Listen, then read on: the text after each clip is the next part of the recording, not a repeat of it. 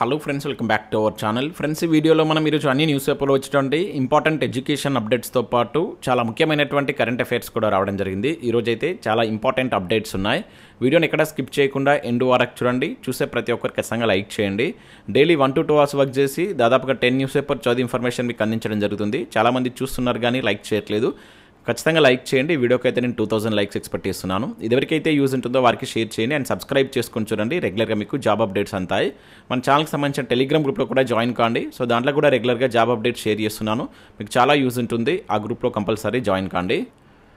Friends, మన channel ద్వారా మన యాప్లోకి తెలంగాణ రాష్ట్ర ఆవిర్భావ దినోత్సవం సందర్భంగా కొన్ని ఆఫర్స్ అయితే తీసుకొచ్చాం. ఈ ఆఫర్స్ ఈరోజు మధ్యాహ్నం 2 PM వరకు అయితే ఉంటాయి. తర్వాత వీటి యొక్క ప్రైజెస్ అయితే పెంచబోతున్నాయి. ఎవరైనా కావాలంటే తీసుకోండి. చాలామంది అభ్యర్థులు ఈ రోజు కూడా ఎక్స్టెండ్ చేయమని చెప్పేసి అడిగారు. సో దానిలో భాగంగా 2 PM వరకు అయితే ఈ ఆఫర్ని అయితే ఉంచుతున్నాం. మీకు group 2, group 3 long term batch Telugu medium అనేది 249 రూపీస్కే కంప్లీట్ కోర్స్ అయితే అందిస్తున్నాం. అండ్ గ్రూప్ 2కి సంబంధించినటువంటి ఇంగ్లీష్ మీడియం కోర్స్ కూడా 399కి అందిస్తున్నాం. ఇది మనకు 500 ఉండేదని మనం 399కి అందిస్తున్నాం. ఇంకా GPO Telugu medium course 149 and English medium course కనుక చూసినట్లయితే 249. వీటి ప్రైజెస్ కూడా మినిమం 50 to 100 రూపీస్ అయితే పెంచబోతున్నాం. అండ్ గ్రూప్ 1 ప్రిలిమ్స్ కోర్స్ వచ్చేసి 399 రూపీస్ ఉంది. సో ఎవరైనా కావాలనుకుంటే మీరు యాప్ డౌన్లోడ్ చేసుకుని అక్కడ శాంపిల్ క్లాసెస్ అండ్ పీడిఎఫ్స్ ఉంటాయి. చూసిన తర్వాత నచ్చితే వీటికి సంబంధించిన కోర్స్ అయితే తీసుకోండి. 2 PM తర్వాత వీటి యొక్క ప్రైజెస్ అయితే పెంచబోతున్నాం. ఇమీడియట్లీ ఎవరైనా కావాలంటే యాప్ డౌన్లోడ్ చేసుకొని చెక్ చేసి తీసుకోండి. ఫ్రెండ్స్, రోజు న్యూస్ పేపర్లో వచ్చే అప్డేట్స్ కనుక చూసినట్టయితే మనకి ఇక్కడ ఫస్ట్ అప్డేట్ వచ్చేసి ఉద్యోగుల బదిలీలకు పచ్చ జెండా అని చెప్పేసి ఇక్కడ చూడవచ్చు. రేపు క్యాబినెట్ భేటీలో కీలక నిర్ణయం అని చెప్పేసి ఇచ్చారు. సో రేపు మనకు రాష్ట్ర క్యాబినెట్ మీటింగ్ అయితే జరగబోతుంది. దానిలో కొన్ని కీలక అంశాలపైన చర్చించే అవకాశం ఉన్నట్లు ఇక్కడ ఒక న్యూస్ అయితే చూడవచ్చు. సో దీనికి సంబంధించినటువంటి వెబ్ నోట్ కూడా నేను ఆల్రెడీ మన టెలిగ్రామ్లో నిన్న పోస్ట్ చేయడం జరిగింది. సో డిఏల పైన తుది నిర్ణయం 5 అంశాల ఎజెండాని ఇచ్చారు. దీనిలో ముఖ్యంగా మనకు వానాకాల పంటలు కావచ్చు అండ్ రాజీవ్ యువ వికాసం, కొత్త రేషన్ కార్డులు సహా కీలక అంశాలపైన చర్చించవచ్చు అని చెప్పేసి ఇక్కడ ఇచ్చారు. ఇక్కడ అంటే ఉద్యోగాల భర్తీకి సంబంధించినటువంటి అంశం అయితే మనకి ఆంధ్రప్రభ న్యూస్ పేపర్లో అయితే ఏం ఇక్కడ మెన్షన్ చేయలేదు. కాకపోతే ఇక్కడ వే2 న్యూస్లో కనుక చూసినట్లయితే ఉద్యోగులకు గుడ్ న్యూస్ చెప్పనున్నటువంటి ప్రభుత్వం రేపు జరిగేటువంటి క్యాబినెట్ భేటీలో ప్రభుత్వ ఉద్యోగుల డిమాండ్లపై చర్చ జరగనున్నట్లు తెలుస్తుందని చెప్పేసి ఇక్కడ ఇచ్చారు. ఉద్యోగులు 5 DAలు కోరగా 1 DA విడుదల చేసేందుకు ప్రభుత్వం సుముఖంగా ఉందని 2వ DAపై చర్చించనున్నట్టు సమాచారం. అలాగే ఇక్కడ మనం చూసినట్లయితే 11,000 కోట్ల పెండింగ్ బిల్లుల చెల్లింపుపై ఓ నిర్ణయం తీసుకునే అవకాశం ఉంది. అండ్ రిటైర్మెంట్ వయసు పెంపు అండ్ కొత్త పోస్టుల మంజూరు తదితర అంశాలపైన రేపటి భేటీలో డిస్కస్ చేయనున్నట్లు సమాచారం అని చెప్పేసి ఇక్కడ వే2 న్యూస్లో కూడా మనకు ఈ కొత్త పోస్టుల మంజూరుకు సంబంధించి అంటే ఉద్యోగాల భర్తీకి సంబంధించి కూడా చర్చ జరగవచ్చు అని చెప్పేసి సమాచారం అని చెప్పేసి ఇక్కడ ఇచ్చారు. చూద్దాం మరి రేపు జరిగేటువంటి క్యాబినెట్ మీటింగ్లో అయినా మన ఉద్యోగాల భర్తీకి సంబంధించి చర్చ జరగాలని చెప్పేసి అయితే కోరుకున్నాం. ఇక నెక్స్ట్ ఇదే అప్డేట్ మరొక న్యూస్ పేపర్లో చూసినట్లయితే రిటైర్మెంట్ వయసు పెంపు 61 నుంచి 62 ఏళ్ళకి అని చెప్పేసి ఇచ్చారు. సమాలోచనలు చేస్తున్నట్టు రాష్ట్ర ప్రభుత్వం ఎంప్లాయీస్ ఎలా రిసీవ్ చేసుకుంటారని ఆరా, కలిగేటువంటి లాభ నష్టాలపైన చర్చ, ఉద్యోగ విరమణ బెనిఫిట్స్ వాయిదా కోసమే అని చెప్పేసి ఇచ్చారు. ఏడాది పెంపుతో సుమారు 9,000 కోట్ల వెసులుబాటు అని చెప్పేసి ఇక్కడ మనకు దిశ న్యూస్ పేపర్లో అయితే ఇక్కడ ఇవ్వడం జరిగింది. సో ఈ పదవి విరమణ వయసు కనుక పెంచినట్లయితే నిరుద్యోగులకు చాలా నష్టం చేకూరేటువంటి అవకాశం ఉంటుంది. ఎందుకంటే ఉద్యోగ ఖాళీలు అనేటువంటి కావు కనుక చాలామంది అభ్యర్థులు ఉద్యోగాల భర్తీకి సంబంధించి ఎదురు చూస్తున్నారు. సో దీన్ని ప్రభుత్వం అయితే విరమించుకోవాలని చెప్పేసి అయితే కోరుకున్నాం. ఇక్కడ మనం చూసినట్లయితే ఉద్యోగుల పదవి విరమణ వయసు పెంపుపై రాష్ట్ర సర్కార్ సమాలోచన చేస్తున్నట్లు తెలుస్తుంది. 1 ఏడాది పెంచితే ఎలా ఉంటుంది, దాంతో ఏ మేరకు ఆర్థిక వెసులుబాటు కలగనుంది, అలాగే రాజకీయంగా ఎలాంటి మైలేజ్ వస్తుంది అనే అంశాలపైన ప్రభుత్వ వర్గాలు ఆరా తీస్తున్నట్లు సమాచారం. సో అందుకోసం ఆర్థిక శాఖ నుంచి ఏడాది రిటైర్డ్ కానటువంటి ఉద్యోగుల జాబితా, వారికి చెల్లించవలసినటువంటి నిధుల మొత్తం వివరాలను తెప్పించుకొని పరిశీలిస్తున్నట్లు సమాచారం అని చెప్పేసి కూడా ఇక్కడ ఏం జరిగింది. ఒకవేళ 1 year పెంచితే 9,000 కోట్ల వెసులుబాటు ప్రభుత్వానికి ఉంటుందని చెప్పేసి ఇచ్చారు. కాకపోతే ఇది చేయడం వల్ల నిరుద్యోగులు మాత్రం చాలా నష్టపోయేటువంటి అవకాశం ఉంటుంది. సో చాలామంది కొన్ని లక్షల మంది ఉద్యోగాల భర్తీ కోసం అయితే వెయిట్ చేస్తున్నారు. సో ప్రభుత్వం దీన్ని విరమించుకోవాలని చెప్పేసి అయితే కోరుకున్నాం. ఇక నెక్స్ట్ ఇక్కడ మనం చూసినట్లయితే మనకు SSC స్టాఫ్ సెలక్షన్ కమిషన్ నుంచి మరొక నోటిఫికేషన్ అయితే రిలీజ్ కావడం జరిగింది. 2,402 పోస్టులతోటి ఇక్కడ నోటిఫికేషన్ అయితే రిలీజ్ చేశారు. ఇక్కడ చూసినట్లయితే మనకు వివిధ మంత్రిత్వ శాఖలు, విభాగాల సంస్థలో 2,402 group C and group D పోస్టుల భర్తీకి దరఖాస్తులు కోరుతున్నట్టు చూడవచ్చు. సో దీనిలో మనకు పోస్టును అనుసరించి సంబంధిత విభాగంలో 10th క్లాస్ కావచ్చు, ఇంటర్మీడియట్, డిగ్రీ తోటి కొన్ని పోస్టులకు ఇక్కడ ఎక్స్పీరియన్స్ కూడా ఉండాలని చెప్పేసి అయితే మెన్షన్ చేశారు. సో 18 to 35 years మధ్య మీ ఏజ్ అనేది ఉండాలి.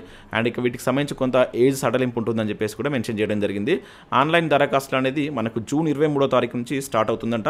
ఎంపిక విధానం కంప్యూటర్ ఆధారిత పరీక్ష అనేది ఉంటుంది. అండ్ జూలై 24th నుంచి ఆగస్టు 4th వరకు పరీక్ష తేదీలు కూడా మనకి ఇక్కడ మెన్షన్ చేయడం జరిగింది అనమాట. సో ఎవరైనా ఇంట్రెస్ట్ ఉన్న అభ్యర్థులు ఈ వెబ్సైట్కి వెళ్ళి దీనికి సంబంధించిన PDF ఉంటుంది, ఒకసారి చూడండి.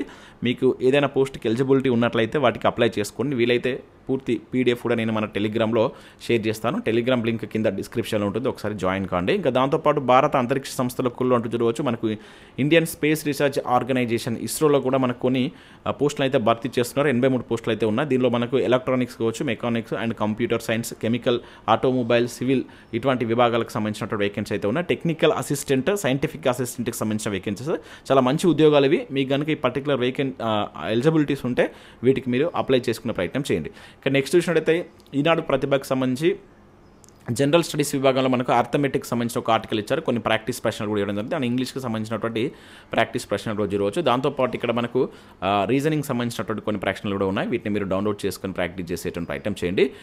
ఇవి మనకు వివిధ న్యూస్ పేపర్లో వచ్చినటువంటి education updates. Next current affairs చూద్దాం. ఈరోజు చాలా తక్కువ కరెంట్ అఫేర్స్, కాకపోతే చాలా ఇంపార్టెంట్ కరెంట్ అఫేర్స్ ఉన్నాయి. స్కిప్ చేయకుండా చూడండి, ఖచ్చితంగా లైక్ చేయండి. ఒకటే వీడియోలో మీకు ఎడ్యుకేషన్ అప్డేట్స్ అదేవిధంగా కరెంట్ అఫేర్స్ రెండు కలిపి అయితే అందించడం జరుగుతుంది. సో మీ నుంచి సపోర్ట్ ఉండాలి. ప్రతి ఒక్కరు లైక్ చేసి మీ మిత్రులకు షేర్ చేయండి. సో ఇక్కడ మన మొదటి కరెంట్ అఫేర్ కనుక చూసినట్లయితే కనుల ముందు కలల కప్పు అంటూ చూడవచ్చు. ఎట్టకేలకు ఆర్సీబీకి ఐపీఎల్ టైటిల్, ఫైనల్లో పంజాబ్పై విజయం అని చెప్పేసి ఇక్కడ ఇవ్వడం జరిగింది. ఆఫ్టర్ 18 years తర్వాత మనకు ఆర్సీబీ మొదటిసారిగా ఐపీఎల్ టైటిల్ని అయితే గెలుచుకోవడం జరిగింది. ఇక్కడ దానికి సంబంధించినటువంటి కొన్ని ఇంపార్టెంట్ అంశాలని వాటి గురించి మనం ఇక్కడ చర్చించేటువంటి ప్రయత్నం చేద్దాం. అంటే మనకు ఎగ్జామ్ పాయింట్ ఆఫ్ వ్యూలో దీనిపైన ఎటువంటి క్వశ్చన్స్ అడగవచ్చు అనేది చూద్దాం. ఇక్కడ మనకు దీని యొక్క ప్రైజ్ మనీ మీద కూడా ప్రీవియస్లో క్వశ్చన్స్ అడిగినటువంటి సందర్భాలు ఉన్నాయి. ఇక్కడ విజేతకు వచ్చేసి 20 కోట్లు అయితే ఇస్తారు. అదేవిధంగా రన్నర్అప్కి వచ్చేసి 12.5 కోట్లు అయితే ఇవ్వడం జరుగుతుంది. సో ఇది కూడా మీరు గుర్తుంచుకున్నటువంటి ప్రయత్నం చేయండి. ఇంకా అవే కాకుండా దీనిలో కొన్ని కీలక అంశాలని వాటి గురించి ఇక్కడ చూద్దాం. మనకి ఏదైతే ఈ ఐపీఎల్ ఇది మనకు 18వ ఐపీఎల్ ట్రోఫీ, ఇది గుర్తుంచుకోవాలి, నెంబర్ గుర్తుంచుకోవాలి. 18వ సీజన్కి సంబంధించినటువంటి ఐపీఎల్ ఇది. సో దీనిలో మనకు ఆరెంజ్ క్యాప్ అంటే ఇది అత్యధిక పరుగులు చేసినటువంటి బ్యాటర్కి ఇచ్చేటువంటి అవార్డు అనమాట. ఇది వచ్చేసి మనకు సాయి సుదర్శన్ గుజరాత్ టైటాన్కి సంబంధించిన ప్లేయర్కి వచ్చింది. ఇది గుర్తుంచుకోండి. 759 పరుగులు చేయడం జరిగిందనమాట. ఇంకా పర్పుల్ క్యాప్ వచ్చేసి అత్యధిక వికెట్లు తీసిన బౌలర్కి ఇచ్చేటువంటిది అవార్డు అనమాట. సో ఇది ఇక్కడ చూసినట్లయితే మనకు ప్రసిద్ధ్ కృష్ణ అనేటువంటి ప్లేయర్గా వచ్చింది. ఇతను గుజరాత్కి సంబంధించినటువంటి ప్లేయర్. సో ఇక్కడ ఇతను తీసినటువంటి వికెట్ల సంఖ్య ఏంటంటే 25. ఇది ప్రీవియస్లో క్వశ్చన్ అడిగినండి. పర్పుల్ క్యాప్ విన్నర్కి సంబంధించి మనకు ప్రీవియస్ ఎగ్జామ్స్లో క్వశ్చన్ అడిగిండు, జాగ్రత్తగా గుర్తుంచుకోండి. అదేవిధంగా ఎమర్జింగ్ ప్లేయర్ వచ్చేసి సాయి సుదర్శన్ గుజరాత్ టైటన్. ఇంతకుముందు మనం చూసాం, ఇక్కడ స్టార్టింగ్లోనే చూడడం జరిగిందనమాట. ఇతను గుజరాత్కి సంబంధించినటువంటి ప్లేయర్. అదేవిధంగా మోస్ట్ వాల్యుబుల్ ప్లేయర్ వచ్చేసి సూర్యకుమార్ యాదవ్, ముంబై ఇండియన్స్కి సంబంధించిన ప్లేయర్.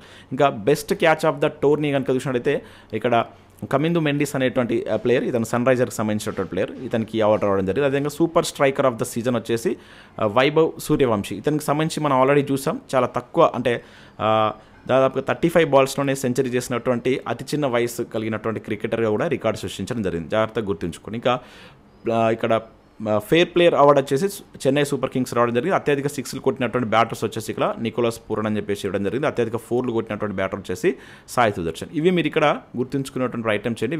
వీటికి సంబంధించి మనకు నేరుగా క్వశ్చన్స్ అడగడానికి ఛాన్స్ ఉంటుంది. ఇక నెక్స్ట్ ఇక్కడ చూసినట్లయితే దక్షిణ కొరియా అధ్యక్షుడిగా లీజే మ్యూంగ్ అని చెప్పేసి ఇక్కడ మనం చూడవచ్చు. సో దక్షిణ కొరియా కొద్ది నెలలుగా నెలకొన్నటువంటి రాజకీయ సంక్షోభానికి తెరపడినట్టు చూడవచ్చు. మంగళవారం నిర్వహించినటువంటి అధ్యక్ష ఎన్నికల్లో మనకి ఇక్కడ విపక్ష డెమోక్రటిక్ పార్టీ ఆఫ్ కొరియా పార్టీకి చెందినటువంటి లీజే మ్యూంగ్ విజయం సాధించినట్టు ఇక్కడ గుర్తుంచుకోండి. నిన్న కూడా ఆల్రెడీ పోలాండ్కి సంబంధించి కూడా అక్కడ నూతన అధ్యక్షుడు వచ్చారు. అతని పేరు ఏంటనేది మీరు కింద కామెంట్ చేయండి. సో ఈ నియామకాలకు సంబంధించి మనకు నేరుగా అడుగుతారు కనుక జాగ్రత్తగా గుర్తుంచుకోండి. ఇంకా ఈ వీక్లో వచ్చినటువంటి కొన్ని ఇంపార్టెంట్ కరెంట్ అఫేర్ చూద్దాం ఇక్కడ. సో ఫస్ట్ వచ్చేసి భారత్కు అత్యధిక విదేశీ ప్రత్యక్ష పెట్టుబడులు ఎఫ్డిఐలు అందిస్తున్నటువంటి దేశం కనుక చూసినట్లయితే వరుసగా 7వ ఏడాది కూడా మనకు సింగపూర్ నిలిచినట్టు ఇక్కడ గుర్తుంచుకోండి. సో అంటే వరుసగా 7 సంవత్సరాల నుంచి అత్యధిక ఎఫ్డిఐలు మనకు సింగపూర్ నుంచి వస్తున్నాయి. సో ఈ దేశం నుంచి భారత్కు 2024-25లో అత్యధికంగా $15 బిలియన్ ఎఫ్డిఐలు వచ్చినాయంట.